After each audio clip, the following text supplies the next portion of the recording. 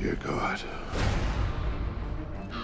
The Raven basically starts with a killing in 1850s Baltimore. Get the inspector. And so, the first time you meet Fields, he's at a crime scene investigating and realizes it's actually a story that was one of Poe's works. This crime is familiar to me.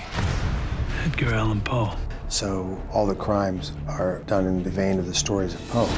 And basically, each of his stories, the gory ones, the murder stories, inspires a serial killer to murder.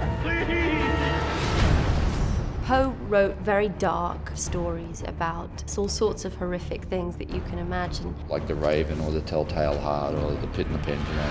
But then in our story, he becomes responsible for what he writes. The night before last, a young girl and her mother were found murdered. The daughter's body was lodged in a chimney. The mother's head severed with a straight razor. You're referring to one of my stories, a work of fiction. I'm afraid I am not. So the movie suggests that Poe started the detective genre and he started this, but perhaps that he even started the serial killing. Do you actually think that I murdered these people? What cannot be disputed is that your imagination is the inspiration of a horrendous crime. I challenge the brilliant detective mind of Edgar Allan Poe, a game of wits. I will kill again, and on that new corpse, I will leave clues.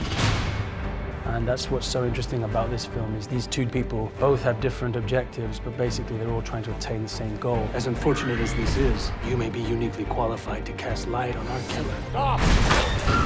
So I think it's a fantastic mixture of beauty and horror. Where is she?